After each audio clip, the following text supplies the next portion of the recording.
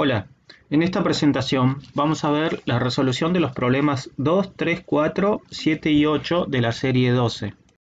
Estos 5 problemas que vamos a ver en este video se refieren a la polimerización por adición. La polimerización por condensación se van a ver en otro video.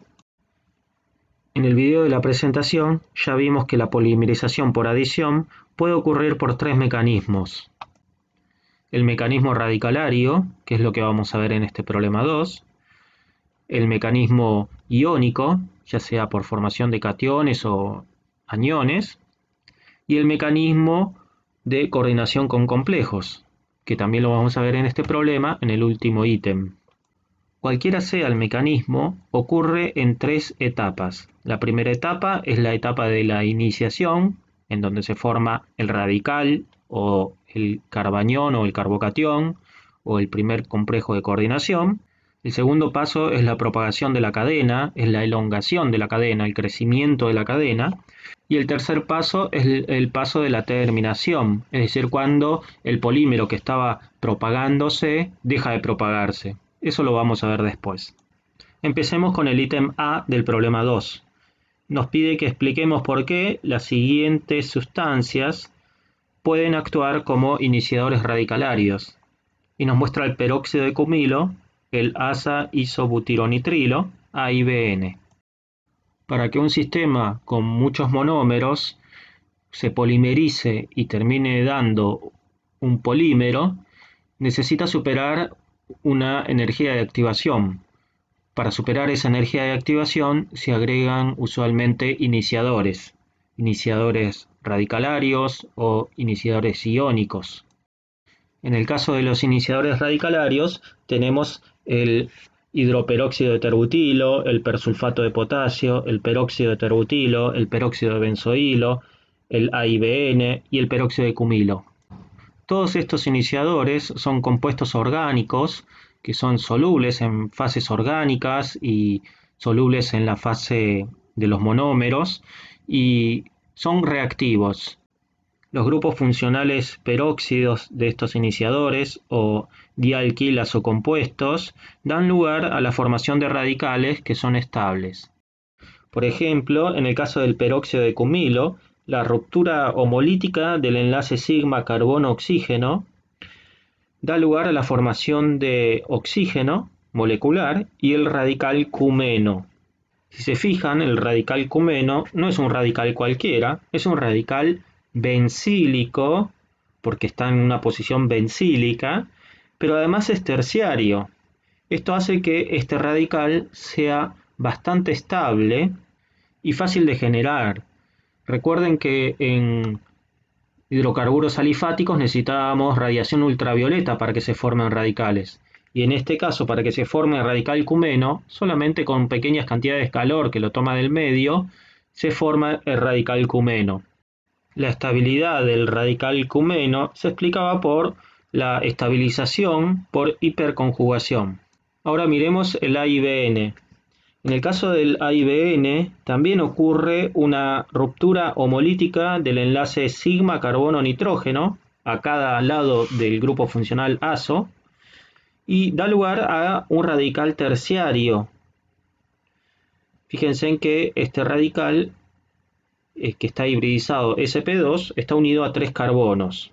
Por lo tanto, en este caso también este radical está estabilizado por hiperconjugación con sus 3 sustituyentes. Además de este radical estabilizado, se forma nitrógeno molecular, que es bastante estable y de hecho es la fuerza impulsora de esta reacción. Conceptualmente hablando, lo que hay que dejar en claro es que los iniciadores tienen en común la facilidad con la que forman radicales, compuestos orgánicos radicalarios, porque estos radicales están estabilizados por hiperconjugación. Y además hay una fuerza impulsora en todo esto, que es la formación de nitrógeno molecular, oxígeno molecular, etc. Los compuestos que se usan como iniciadores radicalarios tienen en común esto de la facilidad con la que pueden formar radicales. Y es justamente lo que se aprovecha en los procesos de polimerización y permite el uso de monómeros que no son tan reactivos.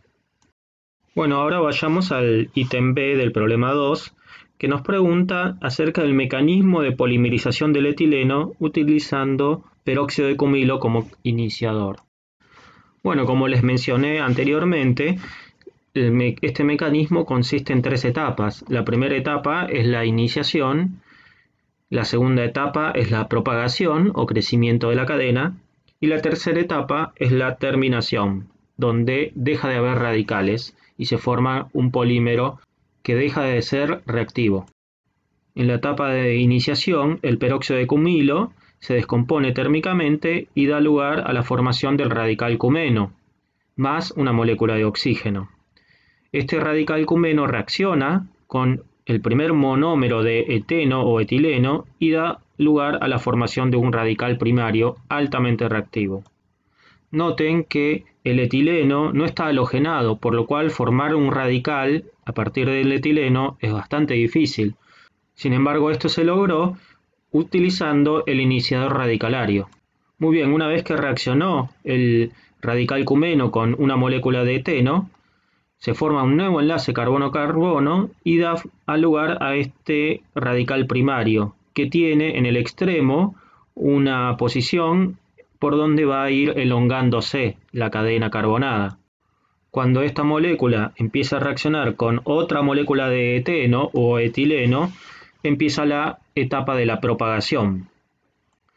Quiero que noten aquí que en la molécula eteno o etileno hay una ruptura homolítica del enlace pi, carbono-carbono, de este alqueno.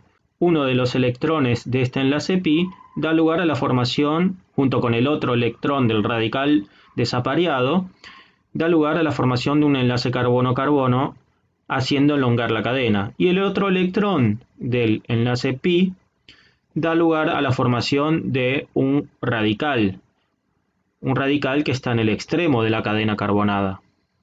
Este radical metileno primario, altamente reactivo, va a seguir reaccionando con otras moléculas de eteno y esto hará que crezca la cadena carbonada, una cadena carbonada alifática. Y esta etapa de propagación, en donde se adicionan moléculas de monómeros, va a continuar hasta tanto el radical primario no encuentre más eteno en el medio. En esas circunstancias, este radical primario va a tener cada vez más chances de encontrarse con otra molécula parecida a ella, con otro radical, y dé lugar a la etapa de terminación. Y aquí tenemos un ejemplo de la etapa de terminación, en donde el radical 1 reacciona con el radical 2 y dan lugar a la formación de un nuevo enlace carbono-carbono.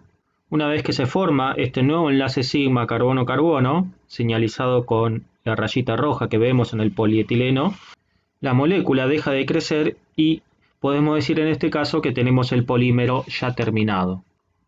Este es un ejemplo de la etapa de terminación, pero hay otras formas por las cuales los radicales que se fueron propagando pueden terminar y dar moléculas que dejan de ser reactivas. Otra es la dismutación y otra se llama reacción con una impureza. Esto lo pueden ver en la página 6 de la teórica. Bueno, ahora vayamos al ítem C del problema 2. Nos pide que expliquemos cómo puede producirse el fenómeno de ramificación de la cadena de polietileno. Hasta lo que vimos en este momento, vimos que la propagación solamente daba lugar a una elongación de la cadena, pero en ningún momento vimos cómo podía dar lugar a que se forme una ramificación, una cadena lateral que crezca también. Una de las formas por las cuales se genera una ramificación o un sitio de ramificación es cuando un radical primario de una cadena que estaba en elongación, en lugar de reaccionar con un monómero, reacciona con un hidrógeno de un metileno de otra cadena. En ese caso da lugar a que se forme un alcano y que se forme un radical secundario.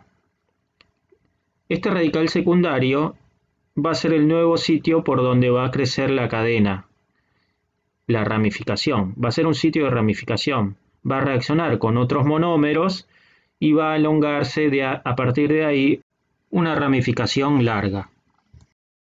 Bueno, hay otra forma por las cuales se genera una ramificación, pero en este caso da lugar a ramificaciones cortas. En este caso hay que imaginarse una cadena que se estaba elongando por su extremo radical. Este extremo radical, en lugar de reaccionar con otro monómero y seguir elongándose, reacciona con un hidrógeno que está en posición delta de esa misma cadena, para dar lugar a un radical secundario. Este radical secundario es el sitio donde va a generarse una ramificación y se va a elongar la ramificación. Bueno, ahora vayamos al ítem D del problema 2. Nos pregunta qué utilidad puede tener el catalizador de Ziegler-Natta, tetracloruro de titanio y trietilaluminio, para superar las limitaciones del punto anterior. En el punto anterior vimos la polimerización radicalaria, y la polimerización radicalaria nosotros vimos que podía dar el caso de que ocurran ramificaciones, tanto largas como cortas. Esto lo vimos en el ítem anterior. Y además, no hay nada que condicione la parte estereoquímica de la reacción, por lo cual da a polímero atáctico, que esto lo vamos a ver en el ítem E. Pero polímero atáctico significa que si un etileno está monosustituido, el sustituyente queda para un lado y el otro lado de la cadena carbonada. Esto lo vamos a ver un poquito más adelante con una buena imagen. Pero el tema de la tacticidad es algo importante en los polímeros porque afecta las propiedades físico-químicas del material. La polimerización por mecanismos aniónicos da lugar a polímeros un poquito más regulares con respecto a la polimerización radicalaria. Y esto se puede controlar disminuyendo la temperatura de la polimerización y la polaridad del solvente en el cual ocurre. Pero hay un mecanismo que conduce a polímeros muchísimo más regulares debido a que hay un control en el crecimiento del polímero. Este mecanismo se llama coordinación con complejos y consiste en el agregado de un catalizador que es una mezcla de tetracloruro de titanio y trietilaluminio. El catalizador se llama Ziegler-Natta y fue diseñado en 1953. Los complejos de coordinación permitían un mayor control estereoquímico durante el proceso de propagación de la polimerización. También permitía utilizar condiciones más suaves, 70 grados centígrados, a diferencia de la radicalaria que ocurre a mucha más alta temperatura. Y además, el hecho de que no había la formación de radicales intermediarios, no ocurrían ramificaciones. Al no dar lugar a que se formen ramificaciones, esto generaba que el material polimérico tenga muchísimo más grado de cristalinidad. Y esto conducía a que los polietilenos tengan un mayor punto de fusión y una mayor resistencia mecánica. La explicación de por qué el catalizador de Ziegler-Natta conducía a polímeros con mayores sitios de cristalinidad se logró posteriormente a 1953, muchos más años después, mediante la descripción conceptual de la tacticidad de los polímeros. Los polímeros eran en este caso más isotácticos o sindiotácticos. Por ejemplo, acá en esta figura tenemos un polipropileno isotáctico. Isotáctico significa que el sustituyente metilo, dibujado en rojo, están siempre del mismo lado de la cadena. También tenemos el caso de los polipropilenos sindiotáctico. En esta configuración, el metilo, sustituyente que está en rojo, está a ambos lados, pero no están a ambos lados aleatoriamente, sino con una regularidad. Cuando están alternados regularmente se dice sindiotácticos. Estos dos tipos de configuraciones, isotácticas y sindiotácticas, dan lugar a polímeros con mayores grados de cristalinidad, mayores sitios de cristalinidad, y eso provoca que este polímero como material tenga un mayor punto de fusión. Mediante el uso de estos catalizadores se logró polietilenos con ramificaciones muchísimo más largas, es decir, polietilenos de alta densidad, o sea, un nuevo tipo de materiales con un nuevo tipo de aplicaciones y de usos. En el problema 4 les voy a hablar un poquito nada más de los polietilenos de alta densidad y baja densidad. Ahora volvamos al catalizador Ziegler-Natta para observar cómo es que la propagación ocurre con mayor control estereoquímico. Como se dijo anteriormente, el catalizador de Ziegler-Natta se forma por reacción del tetracloruro de titanio con el trietilaluminio. Este complejo de aluminio y titanio se forma porque el trietilaluminio, que es un ácido de Lewis, tiene un dipolo con una densidad de carga positiva en el aluminio y una densidad de carga negativa en la cadena alquílica. Y lo mismo el tetracloruro de titanio, que tiene una densidad de carga positiva en el metal y una densidad de carga negativa en el cloro. Cuando estos dos dipolos metálicos se acercan, dan lugar a un complejo de aluminio y titanio, tomando provecho de los orbitales atómicos vacíos que tiene el titanio y el aluminio, y la alta densidad de carga negativa que tiene el cloro y la cadena alquílica. El complejo de titanio tiene un orbital atómico vacío dispuestos en uno de los vértices del octaedro. Este orbital atómico vacío del titanio, junto a la densidad de carga negativa de la cadena alquílica, que está coordinada al titanio y al aluminio, obliga a que el acercamiento del alqueno monómero ocurra en un solo sentido, es decir, en el sentido de que la densidad de carga negativa que tiene el alqueno se oriente hacia la densidad de carga positiva del titanio y la densidad de carga positiva que tiene el alqueno se oriente hacia el lado de la densidad de carga negativa de la cadena alquílica unida al aluminio y al titanio. Luego de que este acercamiento se dio, se forma un nuevo enlace carbono-titanio y un nuevo enlace carbono-carbono para dar lugar a este complejo catalizador etileno monosustituido.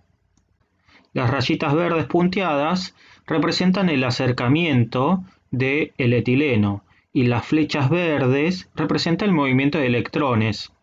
Como ven, se forman dos enlaces covalentes. Una es entre el carbono terminal del alqueno y el titanio, y la otra es el carbono secundario del alqueno, que se une covalentemente con una de las cadenas alquílicas que estaban unidas al ácido de Lewis, unidas al aluminio. Este complejo catalizador etileno monosustituido que se acaba de formar es bastante reactivo y sufre un reordenamiento de sus ligandos. En este paso de reordenamiento de ligandos, el aluminio, que tiene una densidad de carga positiva, deja de coordinarse con su cadena alquílica, que ahora está unida al monómero, y empieza a coordinarse con el carbono, que está unido al titanio, que tiene densidad de carga negativa. El reordenamiento llevó a que el carbono que estaba unido al titanio ahora esté unido, además del titanio, al aluminio y que haya una gran densidad de carga negativa sobre el mismo. El dipolo que se formó junto con el orbital atómico vacío del titanio expuesto en uno de los vértices hace que otra unidad del monómero se acerque de manera orientada. El monómero, el alqueno monosustituido, se acerca de la misma manera que se acercó el primer monómero, orientando su dipolo contrario al dipolo del complejo. El acercamiento controlado y orientado por las fuerzas culómbicas terminan en la formación del enlace carbono-titanio de este segundo monómero y el otro enlace carbono-carbono con el carbono con densidad de carga negativa que está unido al aluminio y al titanio.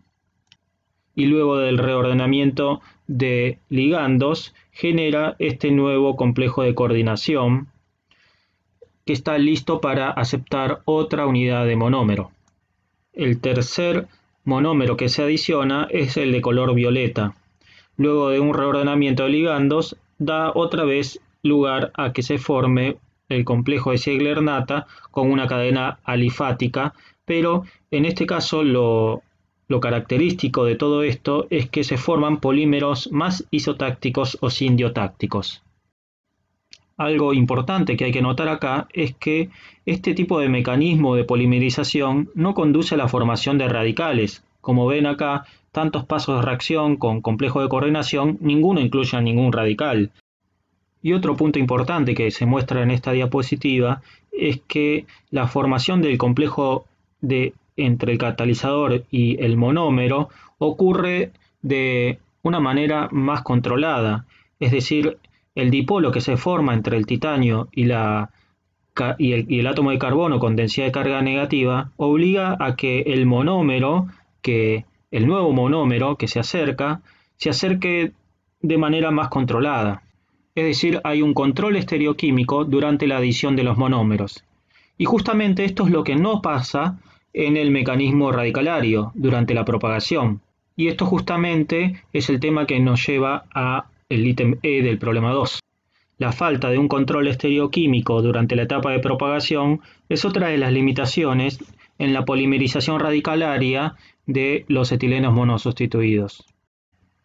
La polimerización radicalaria da lugar a polímeros atácticos porque durante la propagación el radical en crecimiento reacciona con un monómero por cualquiera de las dos caras, dando lugar a que los sustituyentes Z estén para un lado u otro lado de manera aleatoria.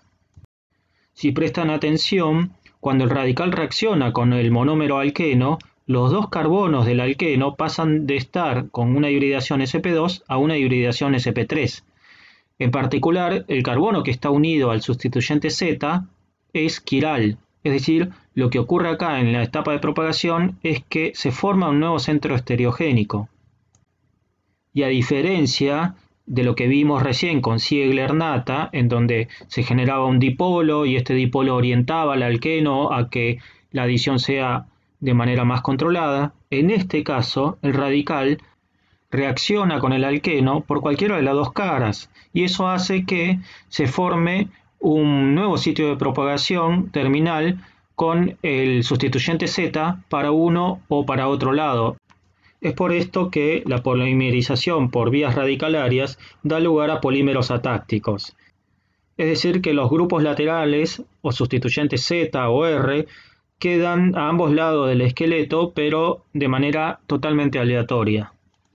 Bueno, ahora vayamos al problema 3. En este problema nos muestra una serie de monómeros y nos pregunta cuál va a ser el radical que se va a formar cuando estos monómeros reaccionen con A y BN. Recordemos del problema 2 que A y BN es un iniciador radicalario y forma un radical terciario, como el que se ve en el recuadro naranja. Este radical reacciona con un monómero de etileno, dando lugar a que se forme un radical secundario, como el que se muestra en la figura de abajo. Desde el punto de vista de las posibilidades, el radical del butironitrilo puede reaccionar con cualquiera de los dos electrones pi. Sin embargo, lo hace con uno solo de ellos, es decir, solo reacciona con uno de los electrones que conduce a que se forme un radical secundario.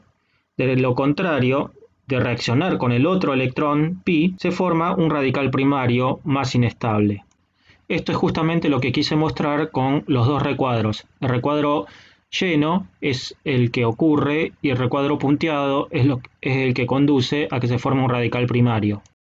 En términos generales, cuando el radical butironitrilo reacciona con cualquier monómero asimétrico y dé lugar a que se formen dos radicales, se va a formar aquel radical que esté estabilizado por hiperconjugación. Entonces, para el caso del cloruro de vinilo, tetrafluoruro de etileno, estireno y alfa-cianoacrilato de metilo, se van a formar los siguientes radicales. Estos radicales representan la parte final de la etapa de iniciación de la polimerización. Cada uno va a ir reaccionando con los respectivos monómeros y dará lugar a que se vaya propagando el polímero. Y cuando reaccionen con sus respectivos monómeros, van a volver a dar nuevos radicales, pero estos radicales los que se van a formar con mayor probabilidad son aquellos radicales que estén estabilizados por hiperconjugación. En el ítem B de este mismo problema nos pide que escribamos el mecanismo de polimerización de cada una de esas moléculas, pero no lo voy a hacer completamente, se los dejo a ustedes. Ya la primera parte de la iniciación ya está escrita y la propagación también. Les queda para ustedes hacer la parte de la terminación. También nos pide el nombre químico y comercial de los polímeros y buscar en la web sus aplicaciones. El primero es el propileno y da lugar al polímero polipropileno. El segundo es un cloruro de vinilo y da lugar al policloruro de vinilo, el PVC. El tercero es el tetrafluoroetileno, que polimerizado se llama politetrafluoroetileno. El cuarto es el estireno, que polimerizado se llama poliestireno. Y el último es el metilcianoacrilato, que una vez polimerizado da el polimetilcianoacrilato, el PMCA. Respecto a la búsqueda en la web de las aplicaciones, encontré que el polipropileno se usa en hilos, botellas, sillas, jardín para golpes, el PVC se usa para cañerías, también para cubrir cables eléctricos, debe ser que es aislante eléctrico. El teflón se utiliza para coberturas y para cintas.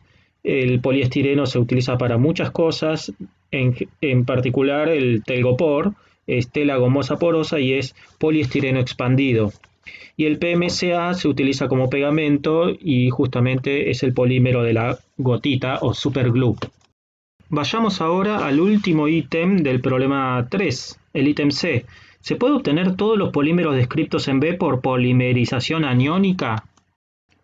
Si recordamos el video de la presentación, en una polimerización aniónica, el paso inicial es la reacción del iniciador, un alquil litio, que reacciona con el estireno para dar lugar a un carbanión, y este carbanión tiene que estar estabilizado por resonancia o por grupos atractores de electrones.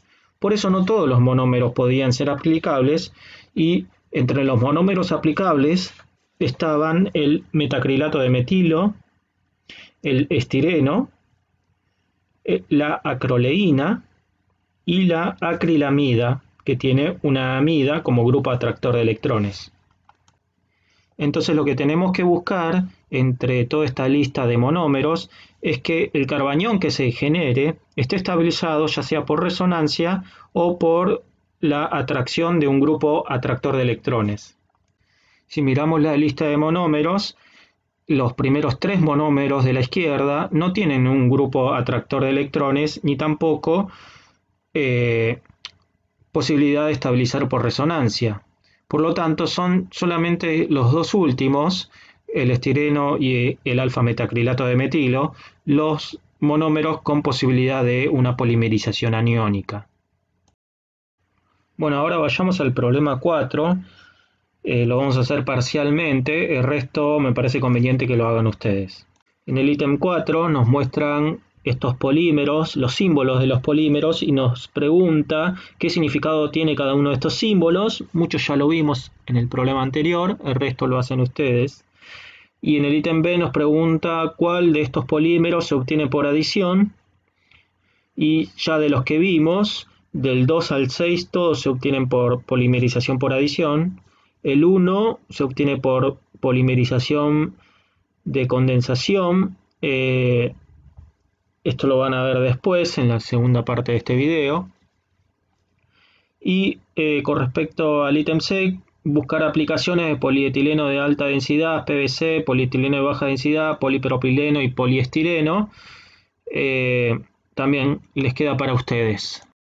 Lo que sí me pareció interesante ver en este problema es ver la diferencia entre un polietileno de alta densidad y un polietileno de baja densidad.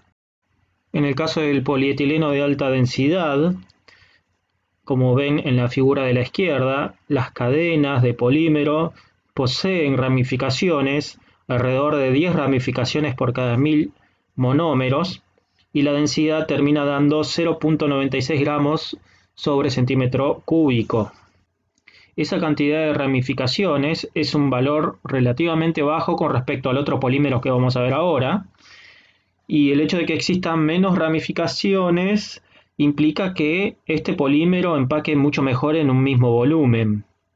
Y si empaca mucho mejor en un mismo volumen, da la posibilidad de que se formen más interacciones fuerzas intermoleculares y más zona de cristalinidad, lo que genera que el material sea más rígido, fuerte y duradero, y que tenga mayor punto de fusión. Por eso se lo utiliza en la fabricación de botellas y tanques de gasolina. Los polímeros de polietileno de baja densidad tienen mucho más ramificaciones por cada 1000 monómeros. Como ven en la figura, la cadena lineal posee más ramificaciones. Y el hecho de que esté con más ramificaciones impide que se empaque de igual manera en un mismo volumen con respecto al polímero polietileno de alta densidad. Entonces la densidad es menor porque hay menos materia, menos masa por unidad de volumen y da 0,92 gramos sobre centímetro cúbico. Que existan más ramificaciones genera que se generen menos zonas de cristalinidad y por lo tanto el polímero termine siendo más suave y con menor punto de fusión. Y este tipo de polímeros de polietileno de baja densidad se lo termina usando en bolsas de comercio, en donde no se requiere que sea tan rígido el plástico. Bueno, ahora vayamos al problema 7. El óxido de etileno, epóxido, experimenta una reacción de polimerización en medio básico para dar polietilenglicol. Nos pide que escribamos el mecanismo de esta polimerización y que busquemos las principales aplicaciones del PEG, polietilenglicol. Bueno, el primer paso es el de iniciación. El óxido de etileno es un epóxido que tiene una densidad de carga positiva en el carbono que está unido al oxígeno. Este centro electrofílico es atacado por el nucleófilo oxidrilo y da lugar a que se abra el epóxido y dé lugar a un alcóxido, que es el que se muestra a la derecha de esta reacción. Este alcóxido es muy reactivo y reacciona con otra unidad de epóxido para volver a abrir un anillo y dar lugar a que se forme un dímero. Este dímero sigue siendo un alcóxido y vuelve a reaccionar con una tercera unidad de epóxido para dar lugar a un trímero con un alcohol primario desprotonado terminal. Y es así que estos alcóxidos van a ir reaccionando con más unidades de monómero epóxido y van a ir dando una cadena de polietilenglicol que va a ir creciendo. La cadena de polietilenglicol va a ir creciendo hasta tanto deje de encontrar en el medio más monómeros, más epóxidos de etileno. A medida de que decrece esa probabilidad de encontrar más monómeros, aumenta la probabilidad de encontrar una impureza o humedad ambiental. Cuando reacciona con esa impureza o humedad ambiental, se da el último paso, la etapa de terminación. El alcóxido se transforma en alcohol. De esta manera se puede sintetizar polietilenglicol, sin embargo, dan cadenas de polietilenglicol con diferente cantidad de número de monómeros, es decir, da una población de polietilengliccoles con n variable, una gran dispersión en esa población de polímeros.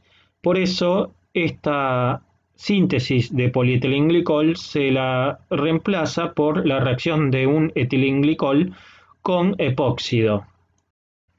Por este último método se logra controlar mejor la población de polímeros y se obtienen el PEG 400, el PEG 600 y el PEG 3350.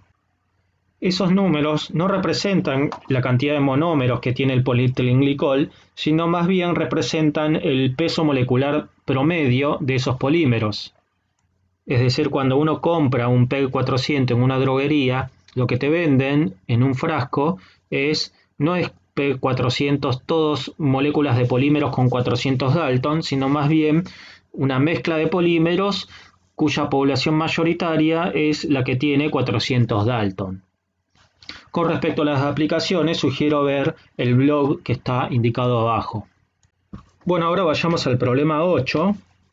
Nos piden el ítem A que escribamos el mecanismo de polimerización radicalaria del estireno o vinilbenceno.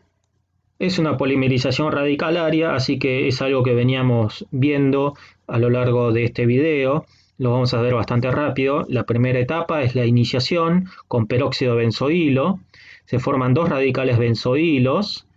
Este radical benzoilo reacciona con una molécula de estireno y da lugar a un radical bencílico, que es el que está a la derecha, en el recuadro de la derecha. El radical bencilo que se formó en la etapa de iniciación, que está dibujado con color negro, reacciona con un monómero de estireno de color azul y da lugar a un polímero con el radical en posición bencílica de la unidad terminal. Y ese es el sitio de elongación. Siempre van a ir formándose intermediarios de reacción radicalarios en posición bencílica de la unidad terminal. De esta manera, durante el proceso de propagación, el poliestireno va a ir creciendo por el extremo terminal. Una manera de que concluya este proceso de propagación y de elongación de la cadena de estireno es que dos radicales reaccionen entre sí. Aquí podemos ver, al final de esta diapositiva, la reacción entre dos radicales que pertenecen a dos cadenas de poliestireno diferentes, la cadena roja y la cadena azul. Reaccionan, condensan entre sí y dan lugar a la formación de un nuevo enlace covalente entre los dos carbonos bencílicos. Otra cosa que puede suceder durante el proceso de propagación del poliestireno es que el radical reaccione con un hidrógeno bencílico de otra cadena y se generen nuevos sitios de elongación. Estos procesos dan lugar a que se genere un radical bencílico en el medio o en algún lugar de la cadena de poliestireno y en ese punto va a ocurrir un nuevo sitio de elongación, una ramificación.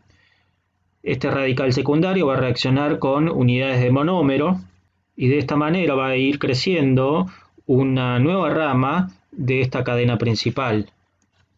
La temperatura, el orden de agregado de los reactivos, el mezclado, el tamaño del polímero van a ser todos parámetros que van a influir sobre la probabilidad o no de que ocurran este tipo de ramificaciones. Bueno, ahora vayamos al problema 8b. Dice, suponga que parte de una mezcla de 21 de estireno y divinilbenceno. Represente el polímero que se obtendrá. ¿Qué diferencias moleculares y de comportamiento físico espera encontrar respecto del poliestireno?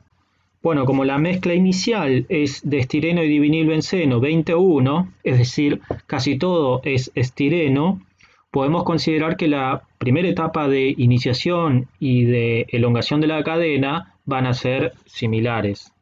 El radical bencilo va a reaccionar con unidades de estirenos secuencialmente y va a ir creciendo una cadena de poliestireno por el extremo terminal. Pero va a llegar un momento en donde se incorpore el divinilbenceno dentro de esta cadena en crecimiento y ese momento muy probablemente va a ser cuando n sea aproximadamente 18, que es lo que representa cuando la cadena lineal en crecimiento va a encontrar con 50% de probabilidad a un estireno o a un divinilbenceno. En la figura vemos que el divinilbenceno está de color verde y vemos cómo se incorpora por reacción con el radical del poliestireno.